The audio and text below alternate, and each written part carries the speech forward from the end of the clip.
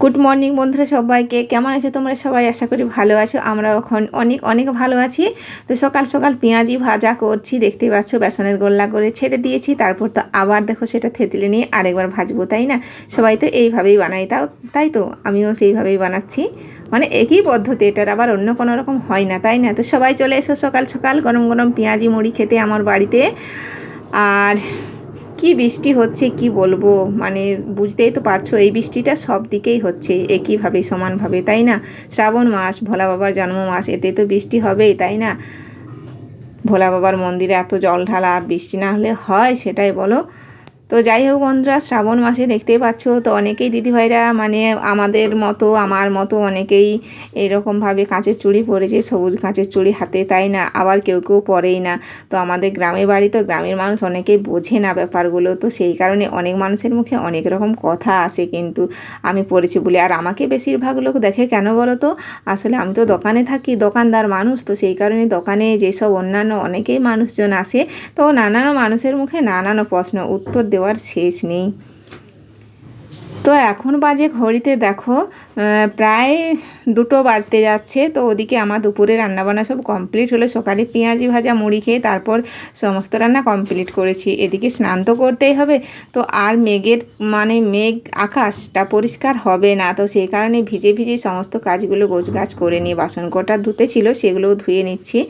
আর এদিকে চুলটা ভিজেই গেল, যেহেতু কদিন ধরে মাথা ভিজছে, যতদিন ধরে বৃষ্টি পড়ছে ততদিন ধরে মাথাও ভিজে যাচ্ছে। মাথাতে এত মানে কি একটা যেমন মানে কিট দিচ্ছে, আর কেমন একটা যেন গন্ধ বার হচ্ছে, সেরকম ভালোভাবে শুকোচ্ছে না এইভাবেই। তো যাই হোক, মানে কাছে চুড়ি পরা নিয়ে অনেক মানুষের মুখে তো প্রশ্ন বললাম। কেউ বলে তুমি মুসলমানদের মতন চুড়ি পরেছো, কেউ বলে তুমি সাঁওতালদের মতো, মানে সাঁওতাল মানে যারা না বোঝো, যাদেরকে আদিবাসী বলে জাতি, তো আদিবাসীরা এভাবে চুড়ি পরে বলে তো কখনো আমার মনে হয় না।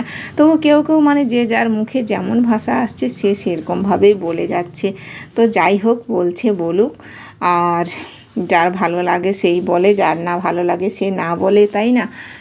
তো প্রচুর প্রচুর বৃষ্টি হচ্ছে তোমাদের পাশে, মানে যারা আমার ভিডিও দেখো তাদের পাশে কি এভাবে বৃষ্টি হচ্ছে নাকি হচ্ছে না? আশা করি সবার পাশেই হচ্ছে।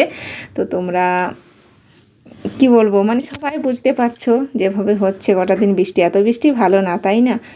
হয়তো এক এক সময় বৃষ্টি হলো, এক এক সময় আকাশটা পরিষ্কার করলো, সেটাই ভালো হয়। তো যাই হোক বন্ধুরা, এভাবে নানান মানুষের মুখে নানান প্রশ্নের উত্তর দিতে হচ্ছে একটা কারণেই। তো শ্রাবণ মাসটা শেষ হলে তবেই কাঁচের চুড়িটা হাত থেকে খুলবো। আর এখনও অবধি কাঁচের চুড়িটা পরেছি, একটাও ভাঙেনি আমার হাত থেকে। তো যাই হোক, মানে বোঝার মানুষ যারা, তারা ঠিকই বুঝবে কেন পড়েছে। এত বড় উত্তর তো আর মানুষকে সবসময় মুখে দেওয়া যায় না, বলো? তো সেই কারণে উত্তর দিয়ে কোনো লাভ নেই, যে যা বলছে বলুক গে। বাবা স্কুলে গেছে এইভাবে ভিজে ভিজে, আর কতদিন বাড়িতে থেকে থাকবে বলো, স্কুল বন্ধ করে? তো তাই তার জামা প্যান্টগুলো সব একই হাতেই কেচে নিই, যেগুলো ভেজা কাজ সেগুলো সবই ভিজতে ভিজতে সেরে নিই। বিকেল হয়ে গেছে দেখো, তো একটু আকাশটা পরিষ্কার ছিল, বুড়ি গেল বাজারের দিকে। তো বাজার থেকে নিয়ে এসেছে ফুচকা। ফুচকা অনেক দিন পর আনলো। আমি বললাম এই বৃষ্টি পড়ছে, এতে তো ফুচকা খাওয়া ভালো লাগবে না, রোদ না দিলে কি আবার ফুচকা খাওয়া মানায়? বললো না, অনেক দিন খাওয়া হয় না, নিয়ে আসে। হাতে তৈরি ফুচকা, মেশিনে তৈরি না। তো নিয়ে এসেছে, আর বাবাই খাচ্ছে। বাবাই তো পেঁয়াজ খায় না, আর পেঁয়াজটাই বেশিরভাগ দেওয়া আছে আলুতে, তাই দু হাত লাগিয়ে পেঁয়াজগুলো বাচ্ছে। আর বুড়ির হচ্ছে পেঁয়াজটা প্রিয় খাবার, এই কারণে অনেক সময় দুজনের মধ্যে ঝগড়া বেঁধে যায়। ওদের সাথে সঙ্গ দিলাম, আমিও দেখি যদি খেতে ইচ্ছে হয় খাবো, আগে দেখবো দেখতে কেমন খাবারগুলো। তো অনেক সময় আমার কিন্তু রুচিতে আসে না, সত্যি কথাটা বলাই ভালো, জানো তো?